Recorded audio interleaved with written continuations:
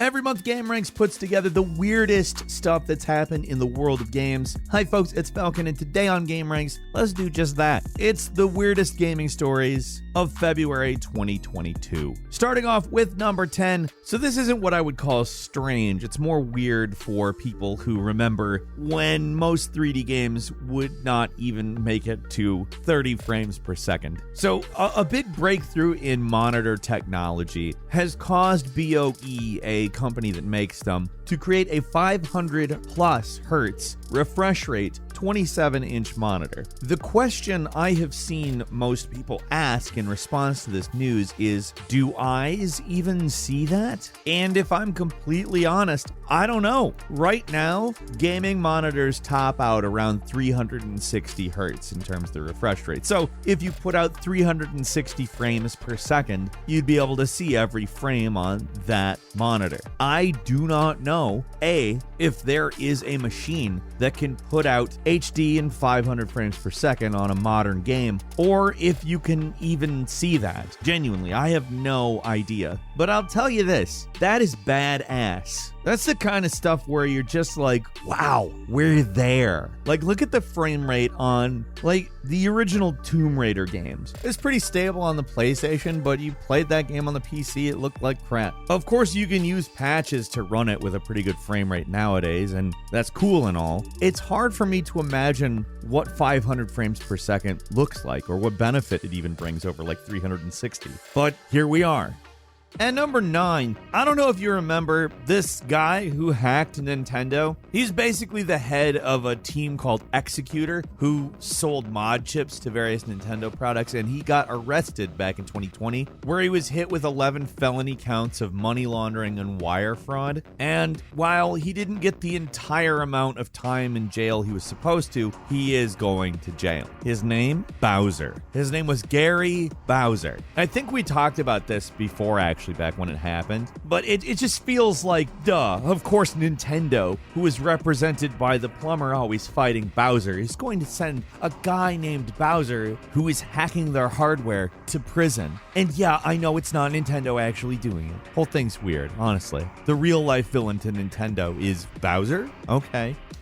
At number 8, a gamer with Crohn's disease who was diagnosed very late at like age 10 and had to go through multiple invasive surgeries regarding it. And he was basically in the hospital for the next several years. For his 14th birthday, he asked for a gaming laptop, and the Make-A-Wish Foundation actually got him a pretty beefy Alienware one. And while the surgery definitely is what saved his life, it really helped this kid come back from like what was a very dark time in his life. And while I understand this isn't like super weird or anything, keep in mind, we see stories on a daily basis about weird streamer drama, awful monetization practices, stuff that's just over the top, either weird or bad. So just see something nice every once in a while is a good kind of weird, you know? At number 7, a company called Thanco, which you've probably heard of, we've, I think, even talked about them before, invented a new, well, I don't know what to categorize this as. Maybe a gamer device, I guess. It's basically a cushion that allows you to play games on either your phone or your Nintendo Switch or whatever, face down looking at the floor. Honestly, probably not horrifically bad for your posture. But when you look at these pictures of these people using this thing, it looks absolutely absurd. It is not something that I would have guessed would be a thing. I think probably the strangest thing, though, is that I can kind of like get it. Like, this is a company that's put out a lot of very strange products, but I could actually see this being something people actually want and use. I mean, think of how much better that is for your back than basically any chair. I don't know. At number 6, the world's best Guitar Hero player was found out to be cheating. Now, as much as I like Guitar Hero, this does indeed make a case for actual regular guitars. It's kind of hard to cheat on them. And if you do cheat on them, if like you play a guitar with auto-tune or something, that's technically like an innovation as opposed to just like pretending to be good at pressing buttons in a certain order. Sucks.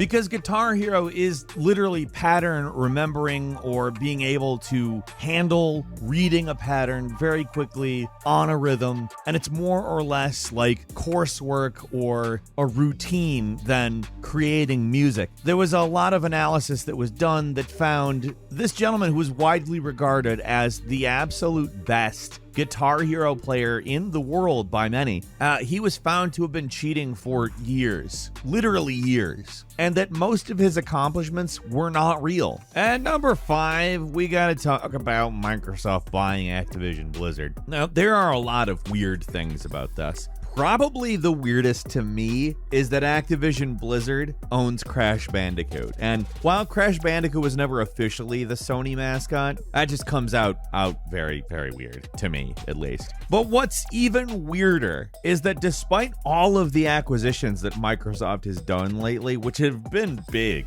like between Activision Blizzard and Bethesda, these are a big one. And they're still the 3rd largest gaming company by revenue behind Tencent and Sony. That's bizarre, but it also kind of makes sense. Microsoft is a little bit more open and allows people to make money off of their platforms in ways that a mobile app developer or Sony probably wouldn't, but still bizarre to think about. In terms of how big Microsoft is, though, they're much bigger than that, like as an overall company. So don't worry about them. They're not losing per se.